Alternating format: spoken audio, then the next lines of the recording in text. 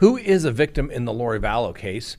Kohberger says alibi, not alibi. The Hunter Biden court appearance doesn't go quite as planned this morning.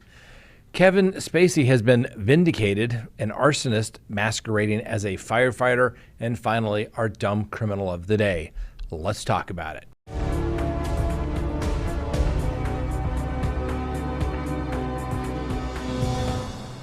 Good day, everyone. My name is Scott Reich, and this is Crime Talk. Thanks for joining us. You know the drill. Subscribe if you haven't, like if you do, leave me a comment below, hit that little bell for notifications, and remember, you can listen to us on any of your favorite podcasting apps. All right, let's go ahead and begin the docket. So let's open the record for July 26, 2023.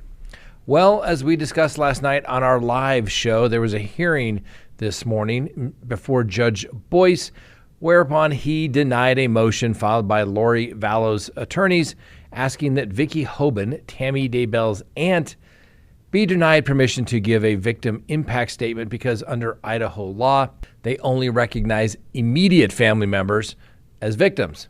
The aunt is not considered immediate, at least not immediate enough.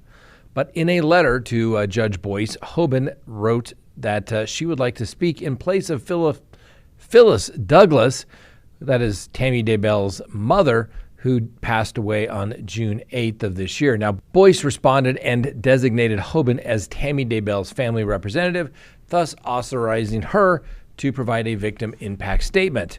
Now, a pre-sentence investigation report was completed and filed with the court, showing the victim impact statement submitted by Tammy Daybell's sister, Samantha Gillum, and her father, Ron Douglas.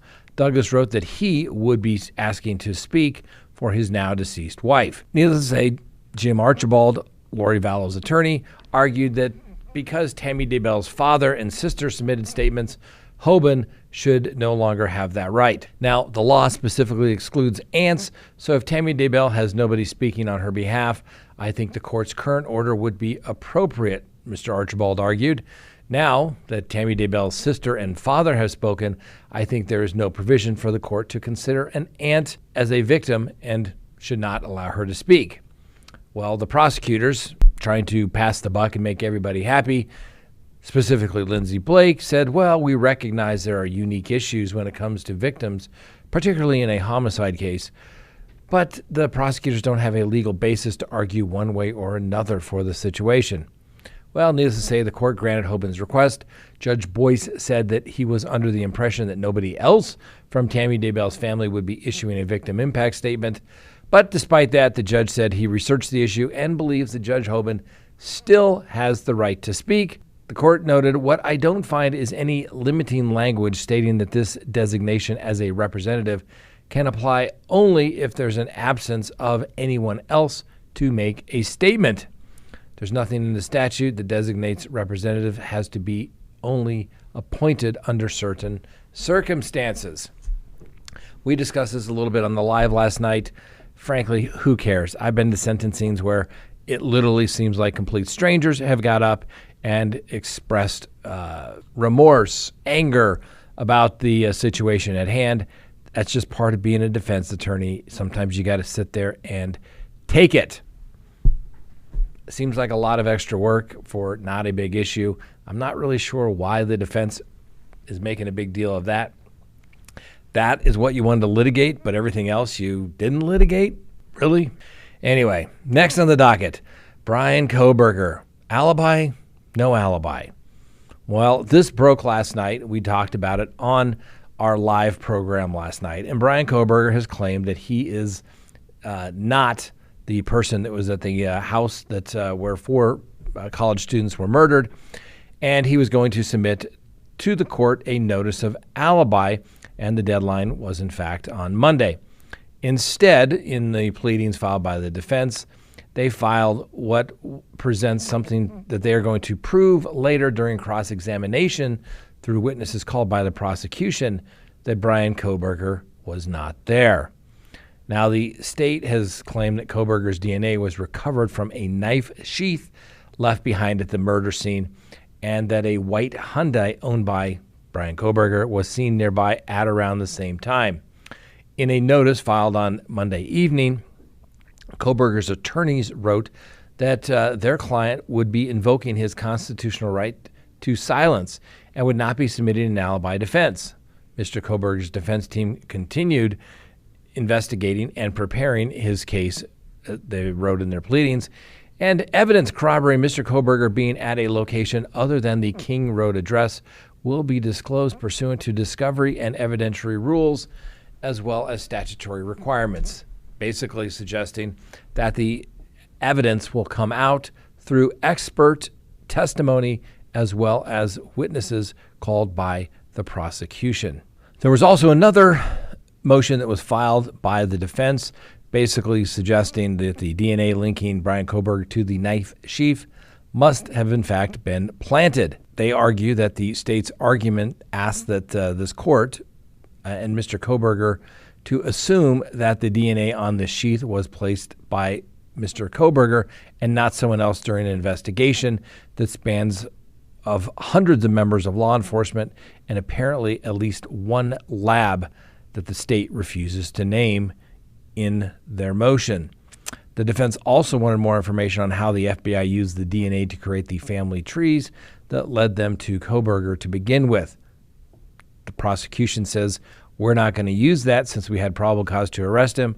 We got a 41-1 order where we got his saliva swab. We sampled that, created the DNA profile, and compared that to the DNA profile. So everything that the FBI did is completely irrelevant, and you are not entitled to it. But one more thing, as it relates to the alibi, let me tell you, ladies and gentlemen, I have never had an alibi work at trial. They don't work. Because if you had a rock-solid alibi to say that it wasn't you, you would disclose that immediately and present that to the district attorney to say, look, I wasn't here. And the reason why I say I've never had an alibi work at trial is that I've had them work pre-trial, where you say, look, my guy wasn't here. Here's the proof. They check it out. Oh, sorry, wrong guy. Case dismissed. Now, if I was Brian Kohberger's attorney and I had a rock-solid alibi, I'd probably want to get this case wrapped up as quickly as possible and get an innocent man released from custody. Now, of course, if they don't have that alibi, then you got to say, well, here's my alibi, not alibi. Just something to think about, ladies and gentlemen. Next on the docket, the court appearance for Hunter Biden didn't quite go as planned. Now, Hunter Biden unexpectedly pled not guilty to the tax and gun crimes after his sweetheart plea deal collapsed at a court hearing this morning. Now, the first son is still on the hook for any crimes linked to the foreign deals with China and Ukraine after the judge rejected the first agreement that would have shielded him from future charges and saw him avoid any jail whatsoever.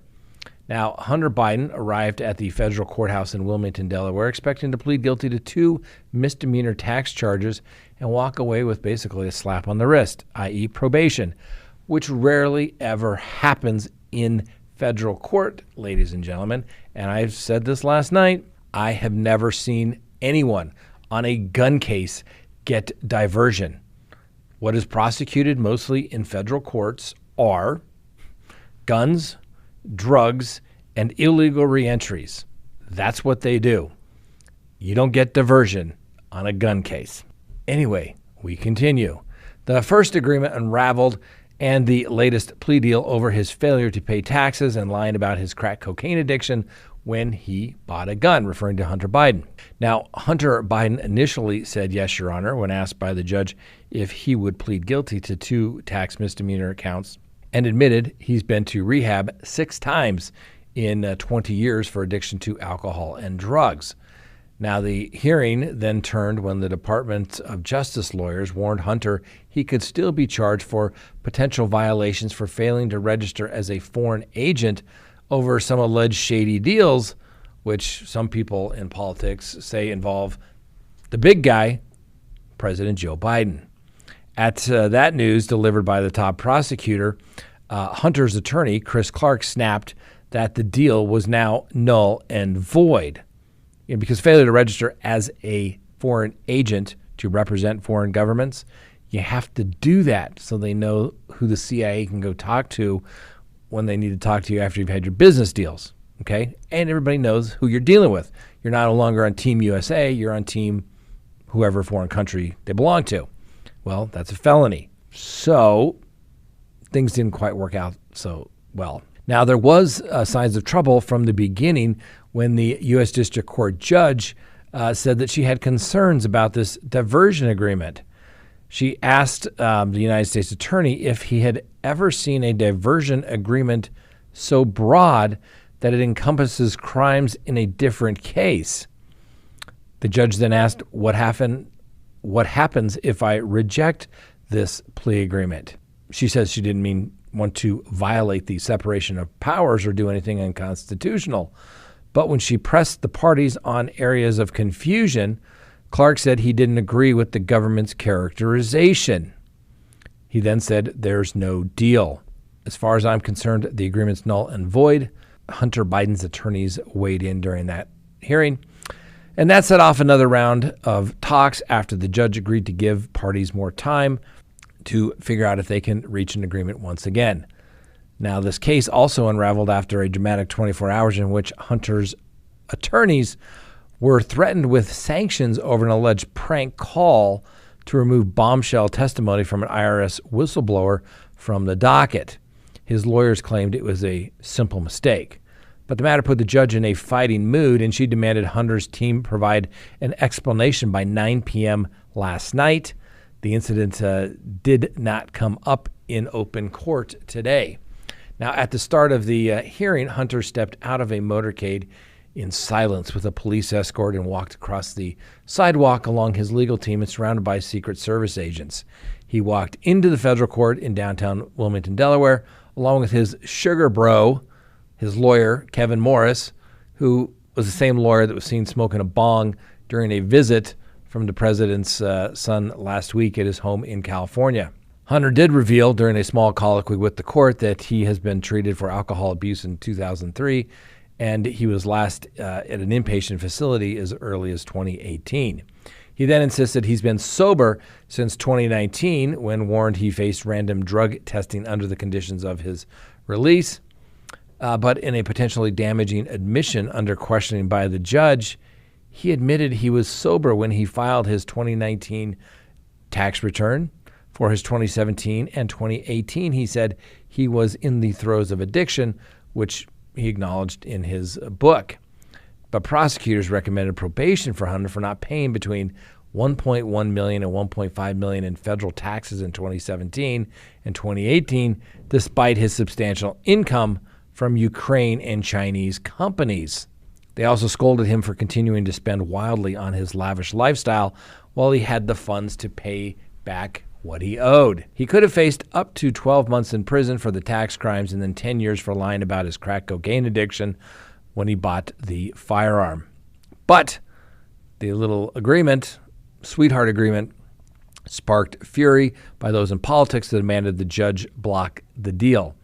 The deal has also been under intense scrutiny over the testimony from the whistleblowers claiming that Hunter Biden got preferential treatment during the 5-year investigation from U.S. Attorney David Weiss. The former IRS and FBI agents had come forward to claim that they were blocked from conducting a proper investigation into Hunter Biden. They also alleged that senior officials told Secret Service agents they wanted to interview the president's son.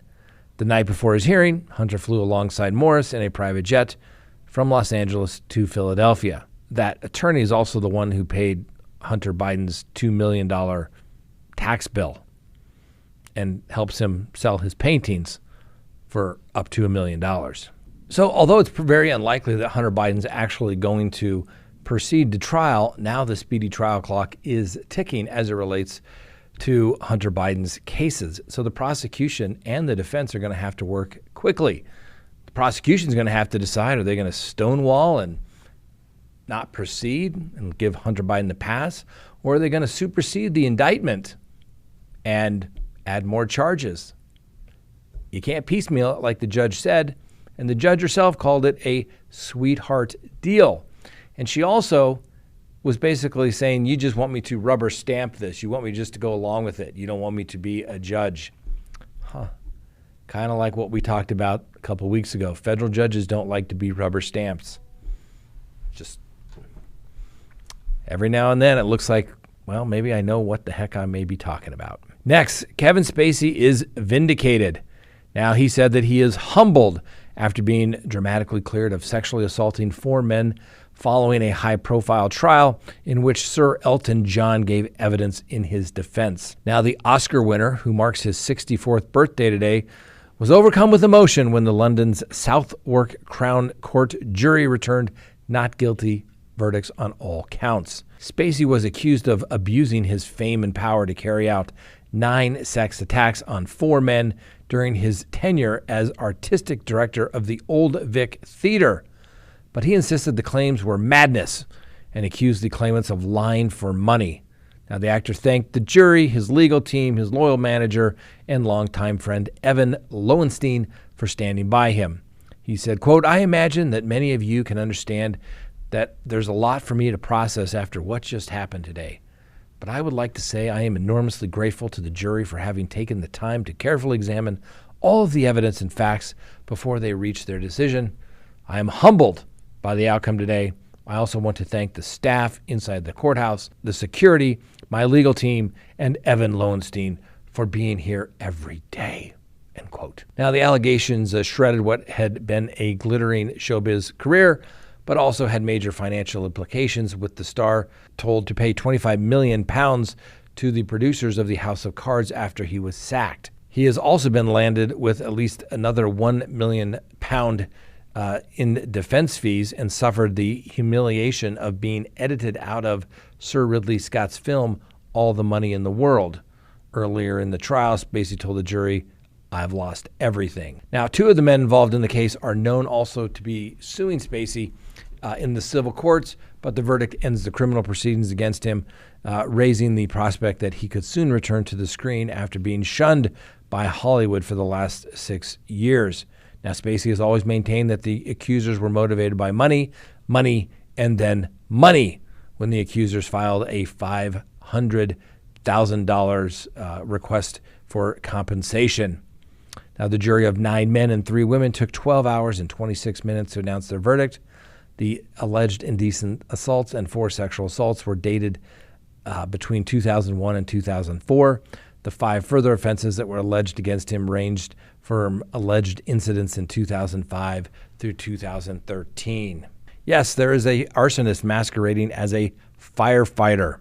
So the Yavapai County Sheriff's Office and the Coconino County Sheriff's Office have been searching for an arsonist setting fires around the Ash Fork area in Arizona over the last few months. Now, deputies and detectives had been following leads and were able to tie a suspect to a small fire the other day.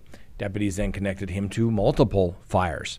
Then the deputies were able to link 8 separate arson events that occurred between the Yavapai County and the Coconino County, where 4 structures were burned. They were able to develop suspicion that an Ash Fork firefighter by the name of Carson Nutter of Ash Fork was the key suspect in the series of arsons during the area. Now, during the investigation interviews, deputies noted deceptive and misleading information in the statements provided by Nutter. Deputies from both jurisdictions interviewed Nutter again, and they obtained a full confession from Nutter and his direct involvement with setting at least 7 of the 8 arsons, including 3 of the 4 fires in Yavapai County. There were 2 separate fires set in the mobile station in Ashcroft and 2 separate fires set in the county owned by the cemetery as well. In the Coconino County, 2 abandoned homes burned down and 2 wildfires were set. Now, during his confession, Mr. Nutter stated that his motive in setting these fires ranged from, well, boredom, retaliation against a former employer, chasing a thrill, and setting fires to some ugly structures. Well, needless to say, Carson Nutter was booked into the detention center on multiple counts of arson. He's facing additional charges, and my guess is he's no longer going to be a firefighter. Please go to crimetalksearch.com, sign up for a background subscription service. You'll be happy you did. If there's anyone out there you were ever curious about, what was in their background, now is the time to do it. If you're going to get involved with somebody, now is the time to do it. When you go to crimetalksearch.com, you put in the name, literally millions of public records are searched, and a report is generated. And it's going to give you a report. If they have multiple social media accounts, you're going to find it. If they have multiple phone numbers, multiple email addresses, it's going to be found. And more importantly, you're going to get information regarding criminal history. Hopefully the person you're searching has none whatsoever. But if it's there, it's going to be found. You're going to get everything you'd want to know, whether you're going into business or whether you're going into a personal relationship. You're going to be able to find out the information you want to know. So go to crimetalksearch.com, sign up today. You'll be happy you did. And finally today, our dumb criminal of the day. A South Carolina man is behind bars after his arrest last night for striking a woman by throwing cooked rice at her in Myrtle Beach. Jaime Encarnacion was collared Monday evening following the late-night incident. Encarnacion has been charged with misdemeanor assault and battery. According to the police, Encarnacion threw rice into a vehicle of a 43-year-old male witness. While it's unclear who was the intended target, the rice struck a 39-year-old South Carolina woman sitting on the passenger side. That's right, transferred intent. Cops noted that Encarnacion was holding a takeout container of rice when they arrived at the scene. Additionally, rice was also observed inside the vehicle near the victim where she was sitting. The incident occurred on a retail strip adjacent to an ocean beach, as well as next to a Mexican eatery and a restaurant selling sushi. Police cited no injuries suffered in the rice attack. But like I said, Mr. Encarnacion, don't throw rice at people. It's crime. Like, seriously, it's crime, dude. Like, rice? Come on. Anyway, Mr. Encarnacion is our dumb criminal of the day. Congratulations, you made it. All right, that's all we have for you today. Thanks for watching. We'll see you next time on Crime Talk.